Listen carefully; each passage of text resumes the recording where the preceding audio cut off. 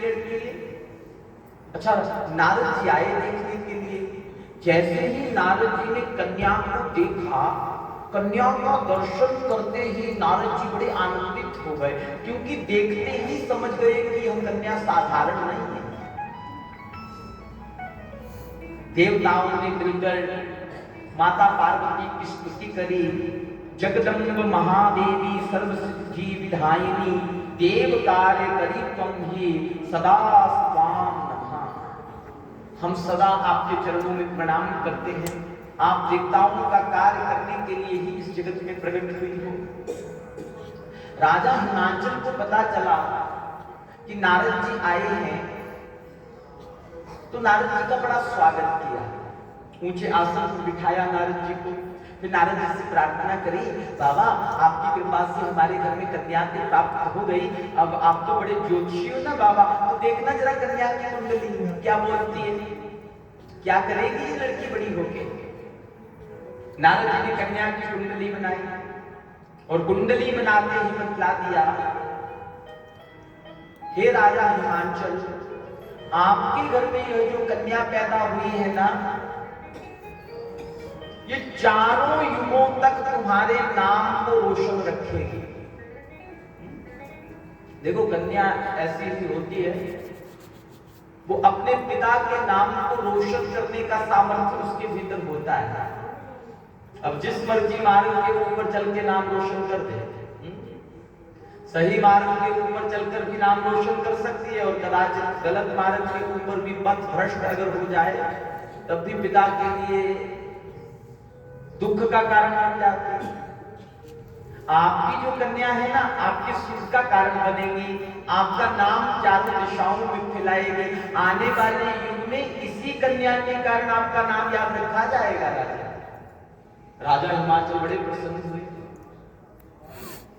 अच्छा, जरा यह भी देख के बतला दो बाबा कि आने वाले समय में इस कन्या का जब विवाह होगा तो कैसा लड़का मिलेगा इसको। नारद जी ने कहा, महाराज ये मत पूछिए कैसा मिलेगा। इस कन्या का जो विवाह होगा ना, ऐसा लिखा गया है कि इस कन्या का जो विवाह होगा किसी ऐसे पुरुष के संग होगा जिसको पहनने के लिए कपड़े भी नहीं। ऐसे पुरुष से विवाह हो जाएगा जिसके पास रहने के लिए घर भी नहीं। ऐसे पुरुष से विवाह हो जाएगा जिसके पास खाने पीने की कोई वस्तु सामग्री नहीं। राजा हिमाचल डर गए, बोले मैं राजा हूं, ऐसे फक्कड़ से अपनी कन्या क्यों ब्याह होगा। बोले आप लाख जोर लगा लेना महाराज, ब्याह तो ऐसे से ही होगा, इसकी कुंडली बतलाती, आप जो मर्जी कर लीजिए। ऐसे लड़के से विवाह होगा जिसके सर पे शर्त भी नहीं होगी। राजा तो परेशान हो गए, बोले पंडित जी कोई उपाय तो होगा ज्योतिषी जी। बोले हाँ उपाय तो बिल्कुल है। बोले क्या उपाय। बोले जो जो कुंडली में वर के दोष हैं वो सब भगवान महादेव के भीतर हैं। और संसार में कोई नंगा हो, पहनने के लिए कपड़े ना हो, तो ये उसका दोष है, निर्धनता है उसकी। परंतु महादेव भी अपने तन के ऊपर वस्त्र धारण नहीं करते। अब ऐसा नहीं कि वो निर्धन है, परंतु स्वेच्छा से ही धारण करते। अब किसी लड़के के सर पे शर्त ना हो तो महाराज ये बड़ा दोष है, एक घर भी नहीं बना पाया। परंतु महादेव के सर पे भी तो शर्त नहीं है, परंतु ये उनका दोष नहीं है क्योंकि उन्होंने स्वेच्छा से बनाई नहीं। तो लड़का तो ऐसा ही मिलेगा जो नग्न होगा, अगुण होगा, मातृता विवर्जिता, ऐसा होगा हमारा। परंतु अगर आप मुझसे पूछ रहे हो उपाय, तो मैं आपको बतलाता हूं। जो जो कन्या की कुंडली में वर के दोष है वो सब महादेव के भीतर गुण है। अगर तुम्हारी कन्या कुछ समय के लिए तपश्चर्या कर ले तो विश्वास मानना, महादेव तपस्या से प्रसन्न हो जाएंगे। और तपस्या से प्रसन्न होकर अगर भगवान महादेव ने आपकी कन्या को स्वीकार कर लिया तो कुंडली के समस्त दोष समाप्त हो जाएंगे और महादेव के संग ही आपकी कन्या का ब्याह हो जाएगा। देखो महादेव की पूजा करने से कुंडली में कितना ही बड़ा दोष क्यों ना होवे वो समाप्त हो जाता है महादेव की पूजा करने से। पर एक प्रार्थना मैं आपसे जरूर करूं, महाराज उल्टी सीधी पूजा नहीं करनी बाबा। तांत्रिक उपाय बाबा के ऊपर नहीं करने। ये शिवलिंग तांत्रिक उपाय करने के लिए थोड़े है। तांत्रिक उपाय अगर भगवान महादेव के ऊपर किए जाते हैं, उससे महादेव के शिवलिंग में तम शक्ति की वृद्धि होती है, और तम शक्ति की बहुत वृद्धि अगर महादेव के भीतर अगर हो गई तो महाराज फिर एक बात याद रखना, बाबा को जब गुस्सा आता है तो सारी दुनिया को निकल लेते हैं। तो तम शक्ति को बढ़ाना ऐसे उल्टे सीधे नहीं, कोई नींबू का रस महादेव को चढ़ाएगा, कोई महाराज उल्टा सीधा काले पीले तिल महादेव को चढ़ाएगा। अरे शुद्ध गौ माता का दूध दही शहद, उसमें थोड़ी शक्कर मिश्रित करें, थोड़ा सा गंगा जल मिश्रित करें, और महाराज ओम नमः शिवाय कहते हुए महादेव को जल से स्नान करवा देंगे। ये महादेव की प्रसन्नता का परम कारण बन जाता है। सब उपाय इसी से हो जाते हैं। ये उल्टा सीधा प्रचार कर दिया महाराज, टीवी पे आने वाले एक्टरों ने ऐसा ऐसा हट्ठा बिठा दिया। अब महाराज जनता क्या है, जनता शंख के समान होती है, जिसने फूंक दिया उसी का बज गया। ऐसा उल्टा नहीं करना भाई काम। मैं एक प्रार्थना आपसे अवश्य करूं, महादेव का सात्विक पूजन करो, सात्विक पूजन करो।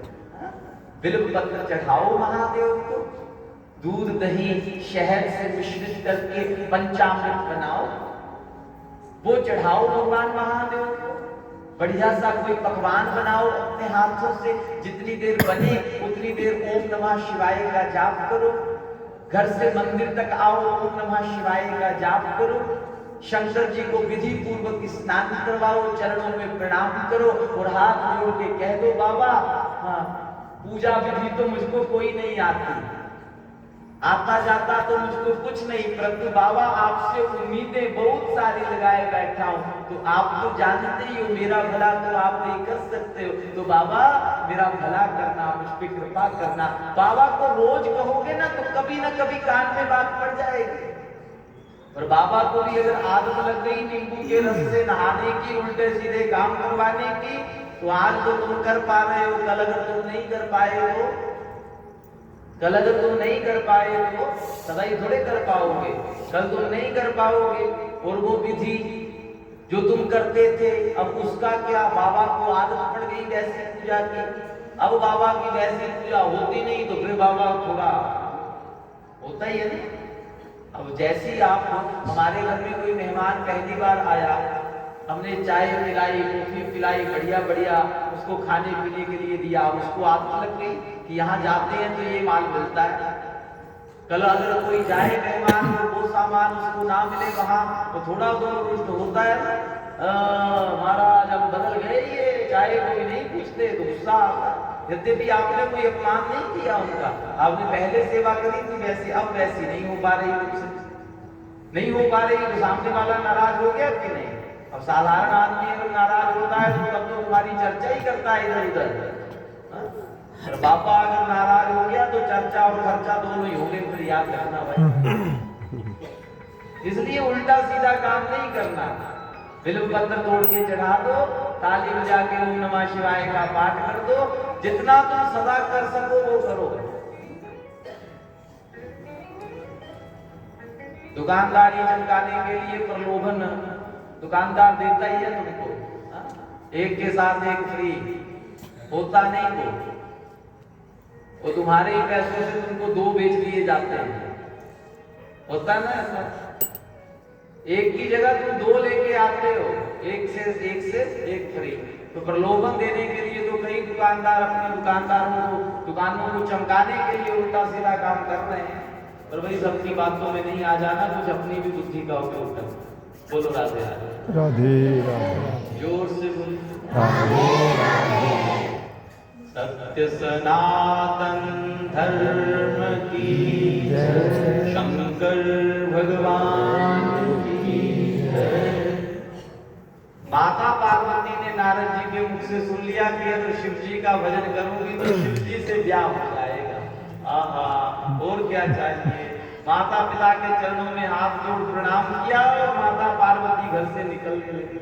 पिता का कलेजा फटने लगा, हाय फूल जैसी बेटी, ये नारद इसकी बुद्धि में क्या बात भर गया कि तू जाएगी, पूजन करेगी और शिव जी पति रूप में मिलेगा।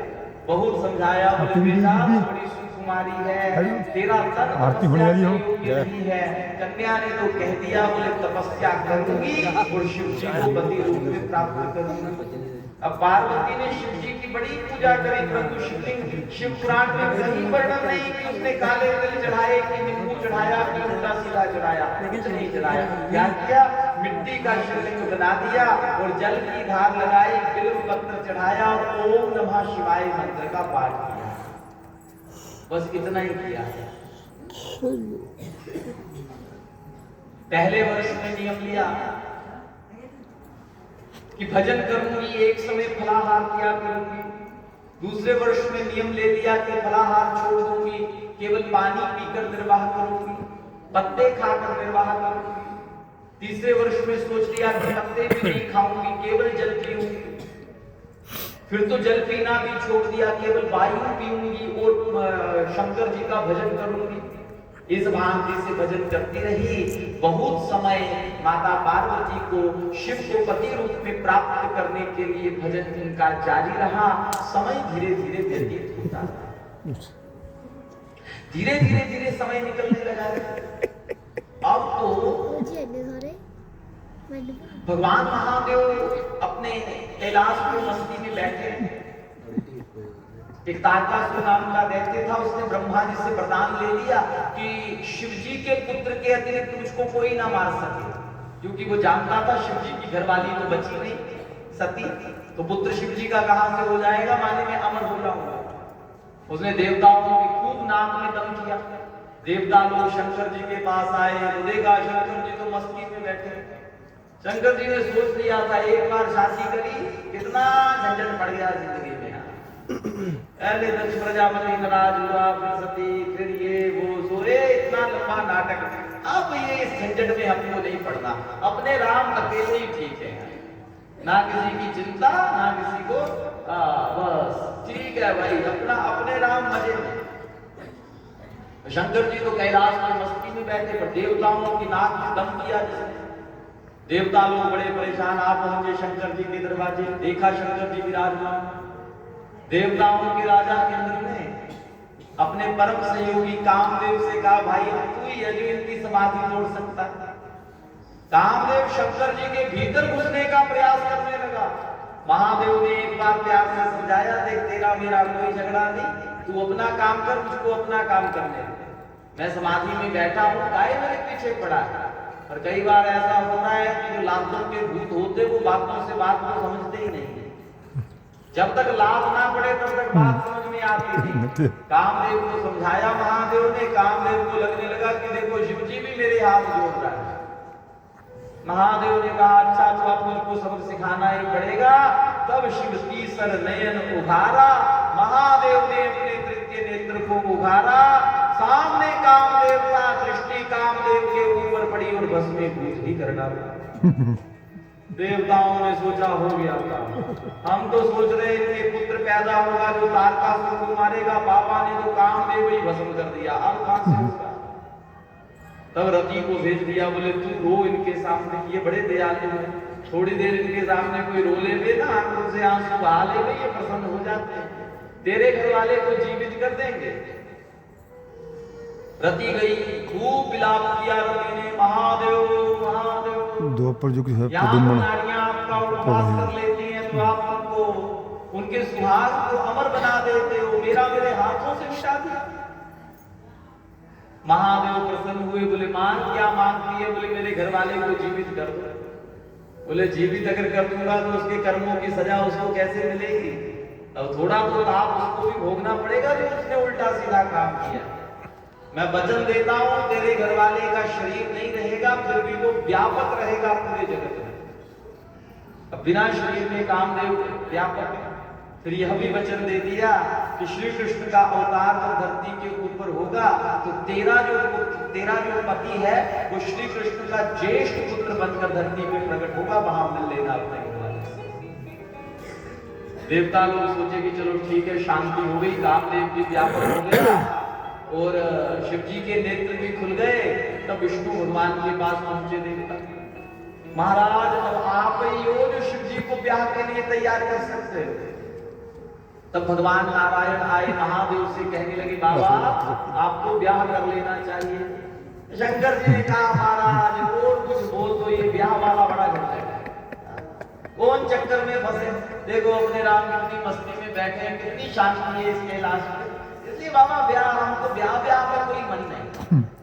नारायण भगवान ने कहा अगर आप ब्याह नहीं करोगे तो उस कन्या का क्या बनेगा जो इतने वर्षों से आपको पति रूप में प्राप्त करने के लिए तपस्या कर रही है, उसके विषय में भी तो कुछ सोचो।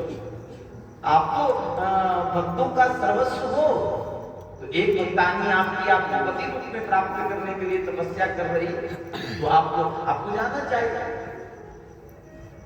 महादेव ने नारायण भगवान से कह दिया ठीक, अगर आपकी आज्ञा है तो मैं जाऊंगा। फिर महादेव सोचने लगे कि मुझको पति रूप में प्राप्त करने के लिए तपस्या कर रही है, कहीं इसके मन में कोई और मनोरथ तो नहीं है, तो इसके मनोरथ को पूर्ण कर दूंगा, कौन विवाह के झंझट में फंसे। तो सप्त ऋषियों को भेज दिया, बोले जाओ कन्या की परीक्षा लेकर आओ, ब्याह के योग्य है भी कि नहीं। अरे भाई सारा जीवन जिसके संग व्यतीत करना है, एक इंटरव्यू तो बनता ही है उसका, पता तो करेंगे कैसे। तो सप्त ऋषि चले गए, सप्त ऋषियों ने देखा तो माता पार्वती तपश्चर्या में लीन। सप्त ऋषि अगल बगल में बैठ गए पार्वती और आपस में चर्चा करने लगे, बोले ये इतनी सुंदर कन्या किसकी होगी। दूसरे कहा राजा हिमांचल की है। अच्छा, पूछा बोले ये तपस्या क्यों कर रही है। बोले पता नहीं महाराज, ये शिव जी को पति रूप में पाने के लिए तपस्या कर रही है। सप्त ऋषि ताली बजा के हंसने लगे, बोले शिव जी ही रह गया था तपस्या करने के लिए, ब्याह करना बोली शिव जी से। अरे इतनी तपस्या करी, हमको बताती, हम इसके लिए सुंदर से सुंदर लड़का ढूंढ लेते। शिव जी भी क्या है, नव धर्म में बैठा रहता बाबा। पार्वती ने बोले देखा तो सप्त ऋषि और मेरे होने वाले पति के विषय में ऐसी बातें कर रहे हैं। तो माता पार्वती ने कहा कि आप जानते हो शिव जी को। वो बोले भली भांति जानते हैं, उसी के यहाँ से आ रहे हैं। उसको पति रूप में पाने के लिए तपस्या कर रही, कुछ नहीं मिलेगा, परेशान रहेगी सारी जिंदगी, कुछ नहीं है उसके पास, तो किसी और से विवाह कर ले। अच्छा एक बात बतला, शिव जी से ब्याह करने की सलाह तुझे दी किसने। पार्वती ने कहा नारद ने। सप्त ऋषि ताली बजा के हंसने लगे, बोले नारद की बातों में तुम आ गई। अरे नारद ने आज तक किसी का घर नहीं बसाया, उसने तो उजाड़े ही उजाड़े हैं। पार्वती ने बड़ी सुंदर बात कही, बोले नारद वचन न मैं परिहर हूं, बसत भवन उजड़त नहीं डर। नारद जी ने मुझे सलाह दी कि तू तपस्या करेगी तो शिव जी पति रूप में मिलेगा। अब मैं नारद के वचनों का त्याग नहीं करूंगी, वो मेरे गुरु जी हैं, मेरा भवन बसे चाहे उजड़ जाए, इस बात का मुझको कोई भय नहीं, परंतु गुरु के वचनों का मैं त्याग नहीं करूंगी। सप्त ऋषियों ने देखा इरादा कन्या का पक्का है, उसी समय वचन दे दिया। बोले फिर घर लौट जा अपने, हम वचन देते हैं, महादेव तुझसे विवाह करने के लिए तैयार हैं, उन्हीं की आज्ञा से हम आपको देखने के लिए आए थे, वचन देते हैं आपका विवाह महादेव के संग होगा। पिता को पता चला कन्या की तपस्या पूरी हो गई, आदर सहित कन्या को घर ले आए। फिर नारद जी को बुलाया, बोले बाबा आपने कहा था कि कन्या का विवाह ऐसे से करवाऊंगा जिसमें दोष भी गुण बन जाते हैं, तो ढूंढो लड़का। नारद जी ने कहा चिंता मत करो, लड़का ढूंढाया, आपको तैयारी करो शादी। तब नारद जी गए कैलाश पर्वत पर, बाबा को तिलक लगाया। पहले ब्राह्मणों के पास इतनी पावर होती थी ना, पंडितों के पास इतनी पावर होती थी, पंडित जी ही तय कर देते थे, बोले इस लड़की का विवाह इस लड़के से, पंडित जी ही टिक्का लगा देते थे और परिवार वाले मान देते थे बात। और महाराज बड़ी बढ़िया बात होती थी, 50 सालों तक रिश्ता चलता था। बढ़िया चलता था, सब देख दिखाई कोई नहीं होती थी, रिश्ता बढ़िया चलता था। पंडित जी भी सब तय कर लेते, यही लड़की देख लेते, यही लड़का देख लेते, और शादी के बाद ही पता चलता था कि कौन मिला और कौन मिली।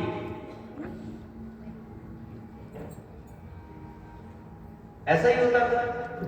बहुत सारे ऐसे यहाँ बैठी भी होगी बूढ़ी माताएं, अम्मा बाबा कल देखे आ, बोले ब्याह तो बाद ही देखे आओ, भी चज नाल ना देखे आ, इन्ना लंबा ता झूठ कटना पैंदा था, बाबा किथे सुझदा था, जद नु सुझण लगा, जद नु हत्थां जवाब देण लग पई, ओदा तो नहीं ऐसा। आजकल तो महाराज कितना लड़का अलग से देखेगा, माँ अलग से देखेगी, बापू अलग से देखेगा, बहन अलग से देखेगी, रिश्तेदार अलग से देखेंगे, 15 बार तो देख दिखाई होती है, बात फिर भी बने या ना बने कोई पता नहीं। 2-4 को देख लेने चाहिए, लड़का लड़की को देखे, लड़की लड़के को देखे, 2-4 को देख लेने चाहिए, पूछ लेना चाहिए कि तुझे हनुमान चालीसा आता है, आरती आती है, ओम जय जगदीश्वरे, शंकर जी के मंदिर में जाता है कि नहीं जाता है, मिलेगा तो वही जो भाग्य में होगा, तो आप ऐसा उतना ही मिलेगा। बड़े से बड़े धनाढ्य परिवार में भी कोई चला जाएगा, भाग्य में अगर नहीं है तो सब उजड़ जाएगा, और कुल्ली झोंपड़ी में भी अगर ब्याह दी जाएगी, भाग्य में होगा तो वही महल बनकर तैयार हो जाएगा, इसमें कोई दो राय नहीं। पूछना अगर तो ये पूछना कि हनुमान चालीसा आता है, मंदिर जाता है, तो पहली बात तो ये पूछना कि सवेरे उठता कितने बजे, शंकर जी को जल चढ़ाता है कि नहीं चढ़ाता है, कोई मंत्र मंत्र आता है कि नहीं आता है, देख लो कि सनातनी है, हाँ ठीक है, पूजा भजन पाठ में लगा हुआ है, तो फिर विवाह करने में कोई दोष नहीं, क्योंकि जो मंदिर जाता है, पूजा पाठ करता है, ठीक ही होगा, फिर उनको भी ठीक मिलेगा। इस बात में पूछ लेना चाहिए। नारद जी ने तो पक्का कर दिया रिश्ता, बोले ठीक है, शंकर जी को तिलक लगा दिया, तिथि निश्चित कर दी, विवाह की तिथि निश्चित हो गई, लड़की वालों ने तो बड़ी तैयारी करी विवाह की। अब तैयारियां तो होती है, घर को सफेदी करवाई जाएगी, कितने वस्त्र आभूषण मंगवाए जाएंगे, वेदिका लगाई जाएगी, सब कितने प्रकार की तैयारियां होती, वस्त्र आभूषण सब खरीदे जाते हैं, पर लड़की वालों ने करी तैयारी, लड़के वालों ने कोई तैयारी नहीं करी। लड़का तो अपने कैलाश पर्वत पे बैठा है, जब ऊपर से बर्फ पड़ती है, सफेदी अपने आप हो जाती है घर को। बाबा बैठे मस्ती में, किसी को निमंत्रण नहीं देगा कि हमारी शादी है, देवता अपने आप ही आ गए। शादी वाले दिन सुबह सुबह देवता लोग सब इकट्ठे होकर आए, देखा नंदी अपने मस्ती में बैठा, बाबा अपनी मस्ती में। नंदिया से पूछने लगे कि आज हमको गलती तो नहीं लग गई, हमने तो सुना आज भोले बाबा का ब्याह है। नंदी बाबा ने कहा हाँ आज ही है भाई, बिल्कुल पक्की बात है। बोले यहाँ तो ब्याह जैसा कुछ नहीं लग रहा। बोले अब हम क्या करें महाराज, तुम लोग आ गए हो, बैंड बाजा बजाओ, मौज करो। लगे बैंड बाजे बजने, देवता लोग लगे नाचने, इतने में नारायण भगवान की खूब हार श्रृंगार करके आए विमान पर बैठकर।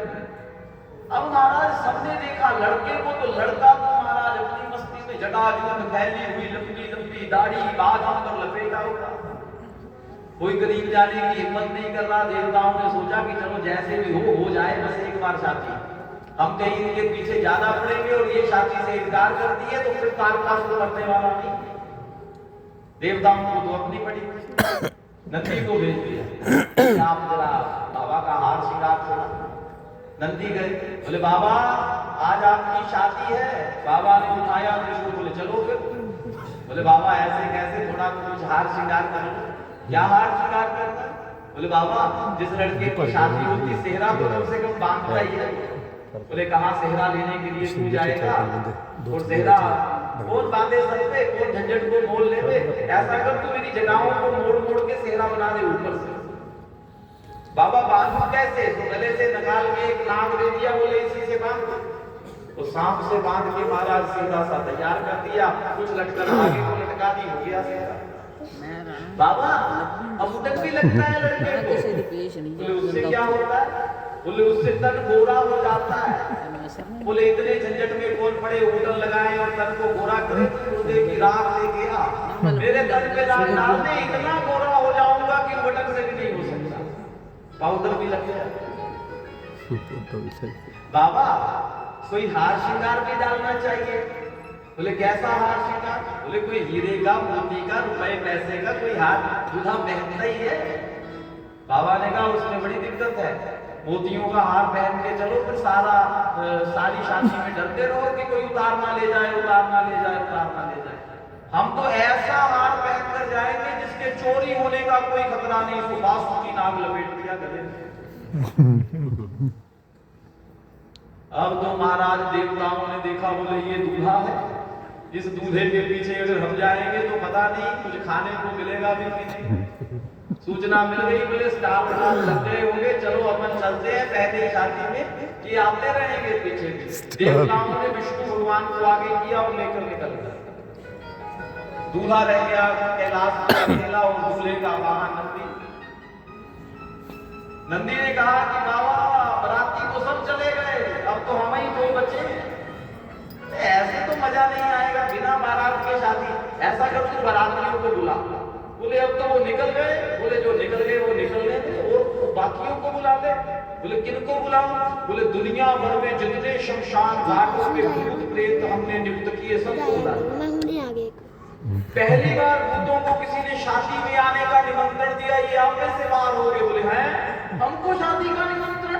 ओह महाराज इतने प्रसन्न, इनको कोई अनुभव नहीं शादी में जाने का, सब आगे इकट्ठे हो गए, लगे जोर जोर से नारे लगाने वाले, शंकर जी जिंदाबाद। पहली बार किसी ने बुलाया शादी में, अन्यथा तो बोतल में बंद कर देते, कहते ये नहीं पहुंचने चाहिए प्रेत बाकी जो मर्जी को। बड़े प्रसन्न प्रेत इकट्ठे हो गए, शंख ध्वनियां लगी बजने, कौमुंडहीन बहुमुख काहू। कोई ऐसे जिनका सिर ही नहीं, कोई ऐसे जिनके बहुत सारे सर हैं, कोई ऐसा जिसका धड़ पूरा है, भुजा एक भी नहीं, कोई ऐसा है जिसकी 20 भुजाएं हैं, कोई बिना पांवों के चलता है, कोई सैकड़ों पांव से चलता है, किसी की एक भी आंख नहीं, किसी की बहुत सारी आंखें हैं। हा हा हु ऐसा शंख बजाते हुए सब कैलाश में इकट्ठे हो गए। नंदी ने कहा आगे बराती। बाबा एक बड़ी मजे की बात है, इन बरातियों के लिए बाजे की भी जरूरत नहीं है, खुद ही मुख से बजाते बाजा। कोई गाल बजाने लगा, कोई पेट बजाने लगा, और महाराज खूब आनंद होने लगा। नदिया से कहा चल निकल। बोले बाबा आज तो कम से कम आपके लिए बढ़िया सा घोड़ा बुलवा दे, रथ, उस पे बैठ के चलेंगे। बाबा ने कहा ना रथ बस की कोई बात नहीं, तू ही हमको लेके जाता है, आज भी तेरे ही ऊपर बैठ के जाएंगे। बाबा बैठे। नंदी ने कहा महाराज आज तो घोड़ा घोड़ी चाहिए था कुछ, बाबा माने नहीं, ठीक है फिर मेरे ऊपर ही बैठ जाओ। अच्छा बैठे भी ना तो पूंछ को पकड़ लिया और उल्टे बैठे। नंदी ने कहा महाराज कम से कम ये तो मत करो, सीधे तो बैठ जाओ, आज तक तो सीधे बैठते आए, आज उल्टे क्यों? बोले तुझे पता बराती हमारी कैसे है, कौन इन पे नजर रखेगा, कोई माई बाप को हमारा है। आगे वालों को तू देखते रहना, पीछे वालों को मैं देखते रहूंगा, ये कंट्रोल में रहने चाहिए बस। अब तो महाराज चल बारात आगे बढ़ी। अच्छा इधर हिमाचल जब बारात चलने लगी हिमाचल की तरफ, अब पहली बार तो बारात में चले, इनको पता ही नहीं कि बारात में होता क्या है। नंदी से पूछा होता क्या है ये बारात शादी में होगा क्या? बोले शादी में बाबा को दुल्हन मिलेगी। ये कौन वो दुल्हन क्या? बोले वो जो गोरा है ना उसको ले आएंगे कैलाश में। बोले हाँ अच्छा हमारे बाबा गोरा को लेने के लिए, बस यही राग इन्होंने पकड़ लिया और इसी को गाते गाते बारात निकलने लगी, सब भूत प्रेत नाचते हुए गाने लगे।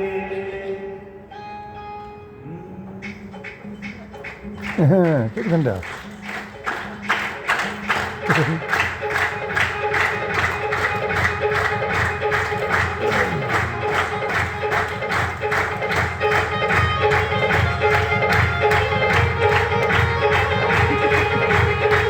डांस दसना पड़ा थोड़ा जा, डांस दसना पड़ा पीर गुरु के बैठे जाते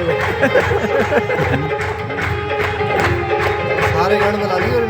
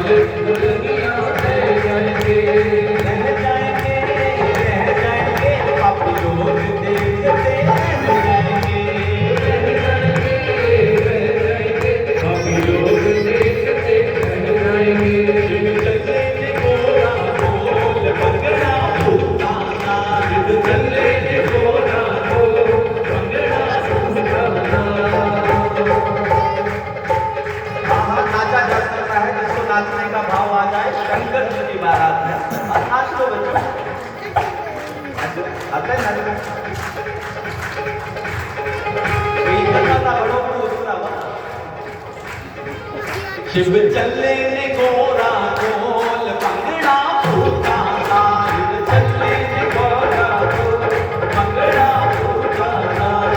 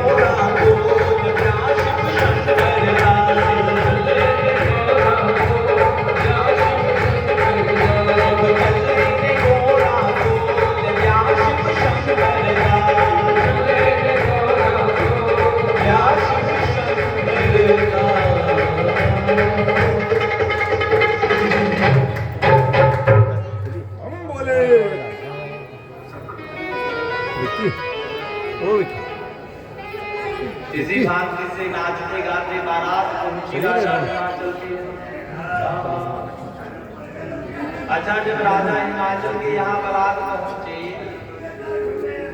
छोटे छोटे बच्चे आए देखने के लिए, दूल्हा आया है लाड़ा। अच्छा जैसे ही दूल्हा को देखने के लिए छोटे छोटे बच्चे आए तो क्या देखा, जो दूल्हा है ना वो बैठ के बैठा है, और क्या पहन के आया दूल्हा, अरे राजा हिमाचल का दामाद आया है, उनकी कन्या को ब्याहने के लिए लड़का आया, कैसे नंग धड़क आया, वो भी बैठ के उल्टा बैठा। बच्चों ने सारे नगर में शोर मचा दिया, सारे नगर में शोर मच गया, बोले गोरा का होने वाला घरवाला पागल है। तब तो खबर मची सारे शहर में। अच्छा अब देखने के लिए आए तो महाराज देखा तो बोले बाबा तो सच में वैसे ही विराजमान, महाराज बड़ा हुआ। तब तो श्री नारद जी को बुलाया गया और श्री नारद जी ने महादेव से प्रार्थना करी। तब भगवान महादेव ने नारद जी की बात मानकर उस वृद्ध रूप का त्याग किया और परम युवक रूप को भगवान महादेव ने धारण कर लिया और माता पार्वती के संग भगवान महादेव का दिव्य विवाह।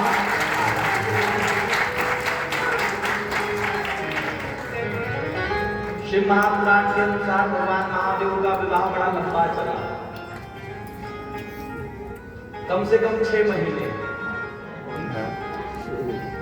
6 महीने चला बाबा का विवाह, और 6 महीने का विवाह है आधे घंटे में से तो होने से रहा। वैसे भी देखो भाई, विवाह करना चाहिए तो विस्तार से ही करना चाहिए। आज तो लोगों ने नई परंपरा बना ली है, बोले बाकी कामों के लिए तो फुर्सत पूरी है। सरकार बोलते कि डीजे 12 बजे के बाद नहीं लगेगा तो बोले कोई भी साड़ी चलती है सिलवा लांगे, एक घंटा और बचन दे। वो पंडित जी अगर 2 मंत्र फालतू पढ़ दे तो महाराज सब चीखने लग जाते हैं, बोले पंडित को क्या हो गया है इतना लंबा। कोई भी नहीं खड़ा, ऐसा नहीं भाई। देखो शादी ब्याह तो उसी को कहते हैं, दिन तारीख मुहूर्त देख के हम विवाह करते हैं। उसी दिन हमारी कन्या और बालक का लगन आपस में जुड़ना होता है, तो लगन को देखकर ही पंडित जी आपके विवाह का तिथि निश्चित करते हैं। तो इस हिसाब से पूरा ही कर लेना था, हमारा लगन का समय बीत जाए और लड़के की याद आते रहे आज हमारे यार की शादी, तुम्हारा वो भी ठीक नहीं। समय से लगन विधि ये सुख सनातन परंपरा से विवाह करना चाहिए। विवाह में पंडित जी को कभी नहीं बोलना, कभी नहीं बोलना कि पंडित जी छेती छेती। सारी जिंदगी का काम है भाई, छेती छेती क्या करोगे, सारी जिंदगी व्यतीत करनी है। बाद में जो पूरी जिंदगी सीख बसे ही रहेंगे तो उससे तो बेहतर है कि थोड़ा आराम से है, तो बाद में दोष नहीं। तो पूरे विधान से महादेव का विवाह हुआ है। विवाह की चर्चा तो कल करेंगे, किस विधान से महादेव का पूरा बड़ा लंबा विधान है। किस भांति से कन्यादान किया गया, किस भांति से किसने मंत्र पढ़े विवाह में, कैसे भगवान बाबा के फेरे हुए, कैसे कन्या की विदाई हुई, ये सब विस्तार के प्रसंग है। तो कल इनके ऊपर चर्चा करेंगे। आज बाबा के विवाह की आप सभी सनावा वासियों को बधाई हो, बधाई हो, बधाई हो, बधाई हो, बधाई हो, बधाई हो। शंकर भगवान की जय, पार्वती मैया की जय, जय जय श्री राम। कल पुनः आप लोगों को चलना होगा ऐसे मंगल भाव के साथ विराम लेंगे। आज की कथा के जो यजमान है वो कृपा करके आगे आए।